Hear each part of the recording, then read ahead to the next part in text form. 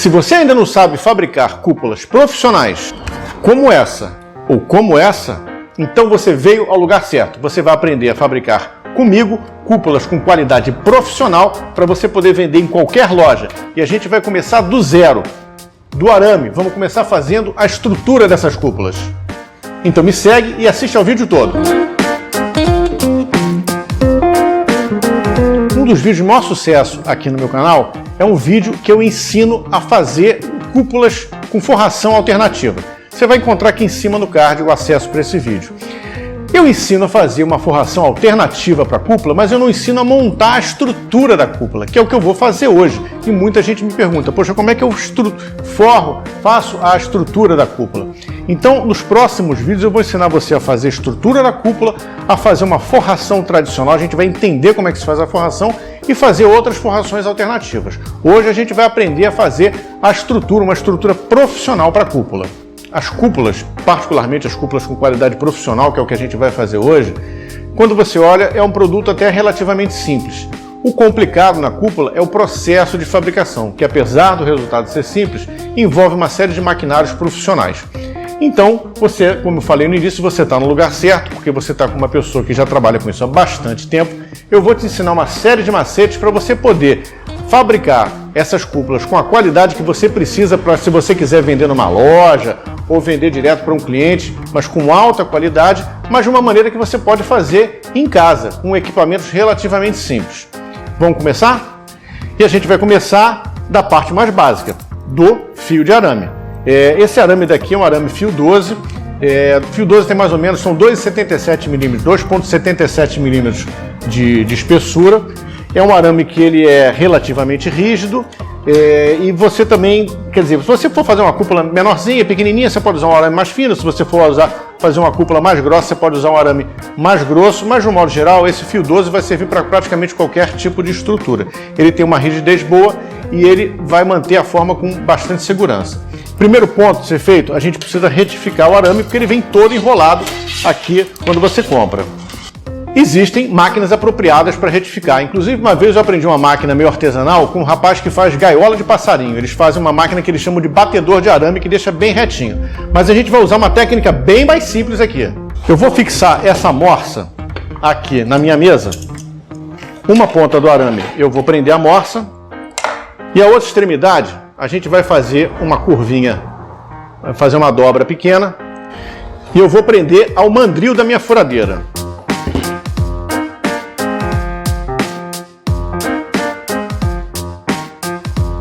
Essa é uma técnica bem antiga, bem conhecida, talvez você já até conheça, e justamente por ser muito simples, é a mais fácil de você trabalhar. E o legal é que você pode enrolar arames de qualquer comprimento. O importante é só que esteja tudo bem fixo, tanto na morsa como na furadeira. Uma vez tudo bem fixo, você vai girar aqui o mandril da sua furadeira, de preferência relativamente devagar, com cuidado para não haver acidentes, tem que estar tudo bem firme. Você vai girando, que vai chegar uma hora que o seu arame vai estar bem retinho, como acabou de ficar. E aí é só você soltar aqui outra ponta. Tá aqui o arame retinho, retinho. Cuidado que ele costuma ficar bem quente depois que você faz isso. Arame retificado, tá bem retinho aqui, vocês podem ver, ó. Vou colocar aqui, tá bem retinho aqui em cima da bancada. Agora eu vou fazer a curva para começar a fazer os aros. E para fazer a curva, a gente vai fazer aqui uma traquitana. Eu peguei aqui essa tabuinha de MDF e fiz uma série de furos. Então a gente tem aqui, junto desses furos também, a gente vai colocar essas roldanas. Eu tenho aqui 4 roldanas de portão, são roldanas de 1,5 polegadas, e a gente vai colocar nesses furos daqui. Essas roldanas têm até uma vantagem, elas já têm um eixo, mas caso você consiga só sem eixo, você pode botar um parafuso. E eu vou colocar aqui 2 roldanas, uma do lado da outra, uma distância mais ou menos de uns 8 centímetros entre elas. E depois eu vou colocar uma terceira roldana. Observe que eu vou colocar aqui o arame reto e eu vou colocar uma terceira roldana de forma que elas guiem o arame. Olha só como é que ele passa, tá? Você vê que as 3 roldanas giram quando passa o arame, tá? E por último, nós vamos colocar aqui nessa sequência de furos, eu coloquei aqui de olho mesmo, tá? Coloquei de olho esses 5 furos aqui. Um deles até deu uma espanada, mas finge que ninguém viu. E aí eu vou colocar aqui uma roldana em qualquer um desses pontos aqui, tá? Já saiu o eixo aqui. Vou colocar essa roldana em qualquer um desses pontos aqui, tá? Vou colocar aqui. E aí eu venho e vou fazer o seguinte, antes de começar a fazer isso, eu vou fixar essa peça aqui, a minha bancada também, para que eu possa fazer com mais mobilidade. Vou usar aqui esse grampo, prender aqui, morsa fixada, eu vou começar observem que eu vou colocar aqui a pontinha, passa por aqui, eu coloco a pontinha aqui nessa última roldana e vou começar a forçar aqui o aro. Eu tenho aqui, ó,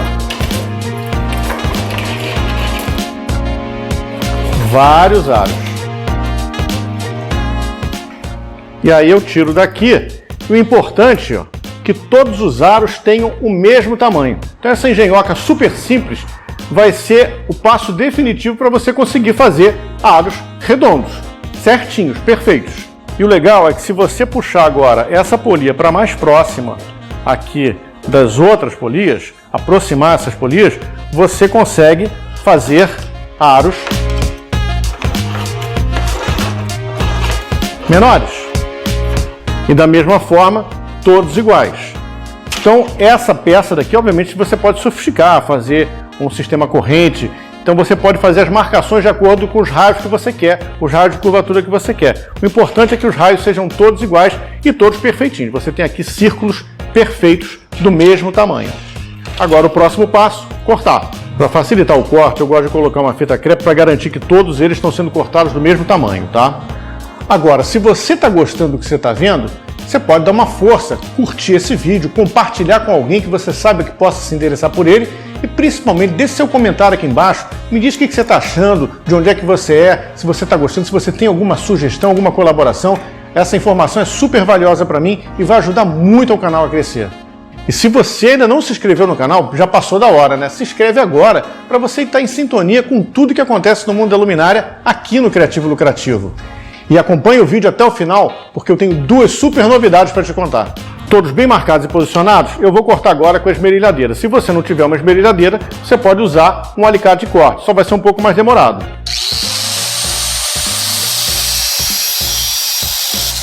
Então aqui, todos os aros cortados direitinho. E o que é mais importante, né? Todos eles redondinhos, né? Todos perfeitamente circulares e todos com o mesmo tamanho. Tudo certinho, mesmo tamanho. O que é importante o mesmo tamanho? Se você vai fazer uma cúpula cilíndrica, é importante que case perfeitamente a parte inferior com a parte superior. Se você vai fazer uma cúpula cônica, não tem problema, você vai ter diferença de tamanho. A próxima etapa, a gente vai fazer o suporte onde a gente fixa o nosso soquete, o nosso bocal. Os suportes normalmente são feitos dessa maneira aqui, com uma chapa metálica. Só que esse processo também é um processo industrial. Você tem que ter uma estamparia, onde você vai estampar essa chapa, vai perfurar a chapa. Também é um processo caro, um processo complicado. Então a gente vai fazer de uma outra maneira. A gente vai fazer da mesma forma que a gente fez os arcos, a gente vai fazer uma argola pequena. Existem basicamente 2 tamanhos de soquetes, tá? Esse soquete que a gente usa para abajur, né, a gente chama de soquete de coluna, ou alguns chamam também de soquete de abajur. Você tem 2 tamanhos básicos. Você tem esse daqui, que é o tamanho padrão. Eu estou usando aqui considerando a base E27 de rosca, tá? Rosca E27. Então, considerando esse tipo de rosca, você tem aqui o tamanho padrão, que é o tamanho de 33 milímetros de diâmetro. E esse daqui, que é o soquete que é chamado de soquete reforçado, ou alguns também chamam de padrão americano, que tem 40 milímetros de diâmetro. Eu vou fazer para esse daqui, tá? Nós vamos trabalhar com esse daqui. Esse soquete tem essa rosca aqui, que você retira, e a gente vai fazer argolas para que casem aqui dentro dessa rosca, para depois serem pressionados. E eu vou aproveitar que eu tenho esse tubo de alumínio aqui, é um tubo de alumínio que tem 1 polegada e 1/4, que dá mais ou menos os 33 centímetros aqui, dá um pouquinho menos, e a gente vai usar um truque também bastante simples. A gente vai fixar esse arame nesse tubo de alumínio através de uma perfuração, onde eu vou enfiar o arame e vou enroscar esse arame, fazer uma espiral desse arame ao redor do tubo. Isso vai garantir que eu crie várias argolas.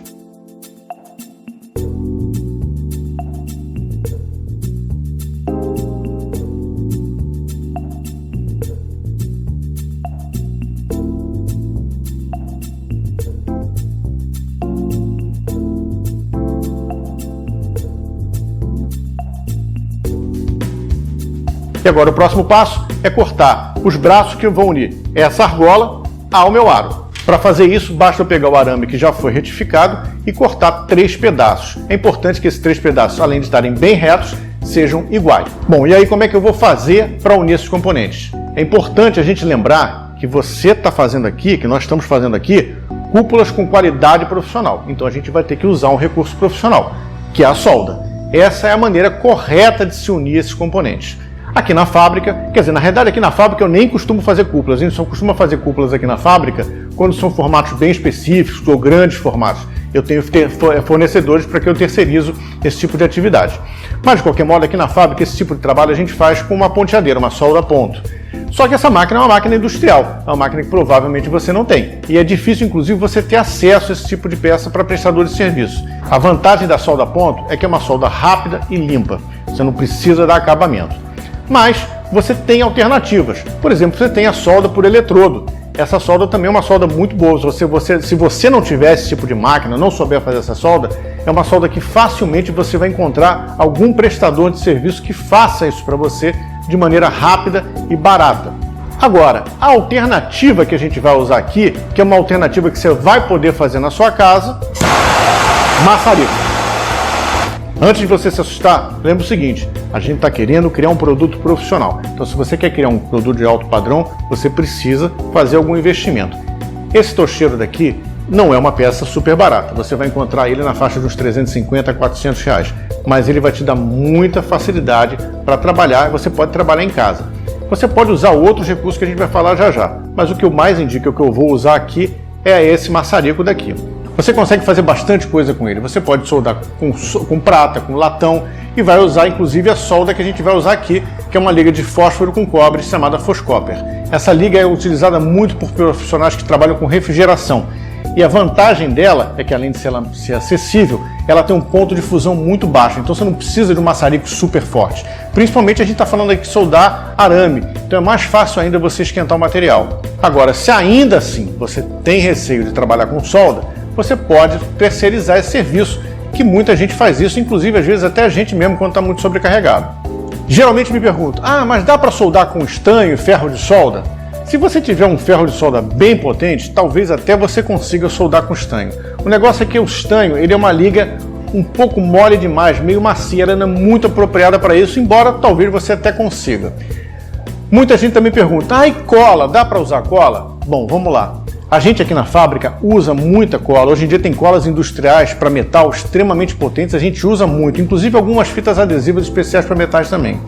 O problema da cola é que nesse caso a gente está falando de arame, então você tem uma superfície de contato muito pequena e a cola ela precisa de uma superfície um pouco maior para trabalhar. Então para você conseguir fazer uma colagem boa, você vai botar um volume grande de solda que vai acabar criando um volume na hora que você forrar a cúpula. Vai ficar uma bolota na cúpula e a gente não quer isso. A vantagem da solda é que eu consigo superar esse problema com pouca solda.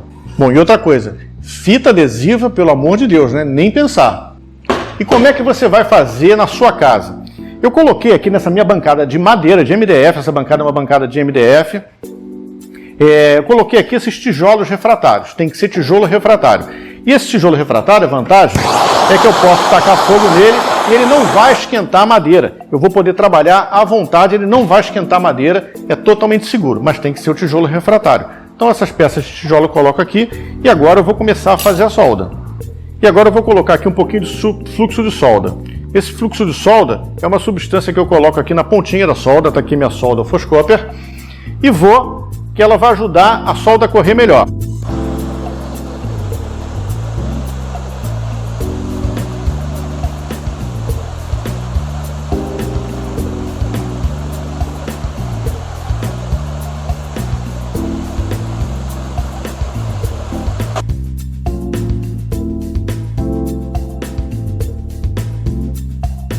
Como o material é bem fino, ele chega a temperatura rapidamente. É importante você, se você ainda não fez isso, pretende fazer e quer treinar, é importante você treinar em outros pedaços. Mas a vantagem é a seguinte, como o arame é bem fino, ele chega bem rápido à temperatura que a gente precisa.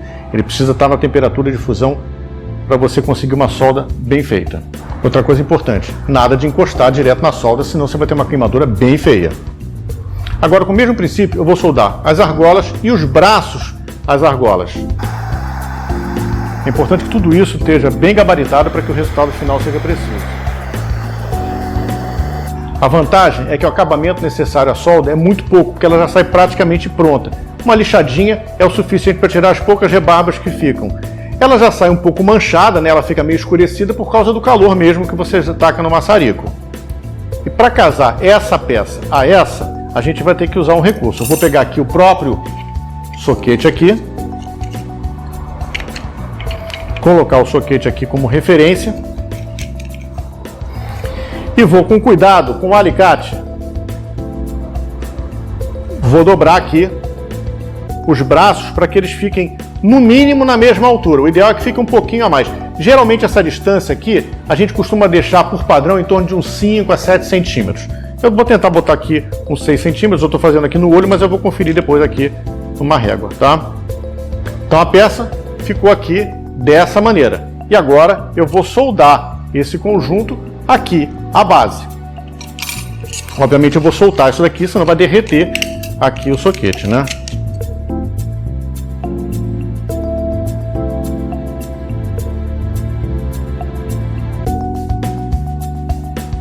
Bom, depois de devidamente resfriado, está aqui o nosso suporte, a nossa base da cúpula. O importante, ó, absolutamente plana. Isso daí é uma das maiores diferenças que existem entre as cúpulas caseiras, aquelas meio improvisadas, e as cúpulas profissionais. Além dela estar completamente circular, você vai olhar aqui, o gabarito está certinho, você tem a divisão certinha, está completamente circular aqui nossa argola central e absolutamente plana. Isso é muito importante para que a gente consiga construir uma cúpula realmente com uma qualidade superior. A próxima etapa é o acabamento, que é a pintura que a gente vai dar aqui.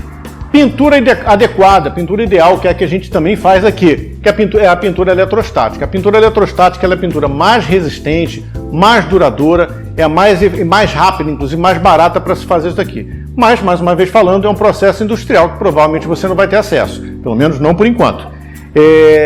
Então você vai fazer isso daqui com outras alternativas que vão ter um efeito tão bom quanto, tá? Uma alternativa que eu gosto muito, pintura epóxi. Tinta epóxi é uma tinta extremamente resistente, ela vai dar uma cobertura muito boa e muito duradoura.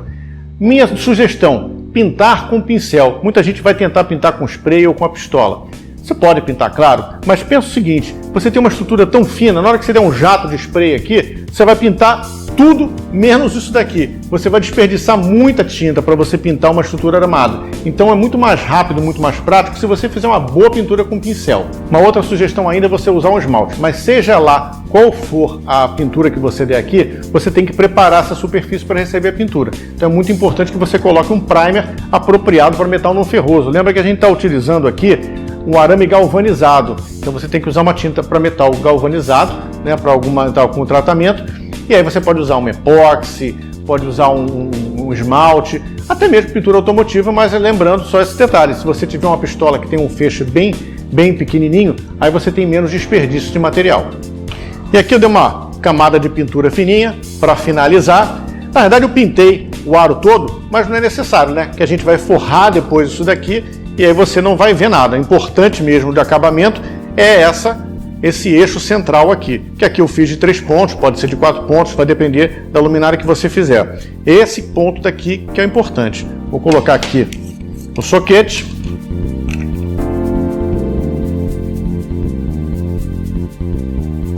Tá aqui a nossa base montada. E aí você pode montar sua luminária, sua cúpula com eixo cônica ou cilíndrica. Eixo retinho, plano, como eu falei, isso é que é importante. Bom, aí agora a gente vem a segunda parte, tão importante quanto a primeira. Afinal de contas, a finalização da cúpula depende de uma boa forração.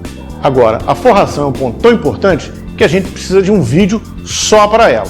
Então você vai me acompanhar, porque no vídeo da próxima semana, no meu próximo vídeo, eu vou te ensinar a forrar essa e outras cúpulas. Você vai aprender vários macetes, quais são os princípios de uma boa forração de uma cúpula, vários macetes, várias dicas de o que fazer e do que não fazer para você ter uma cúpula com qualidade profissional.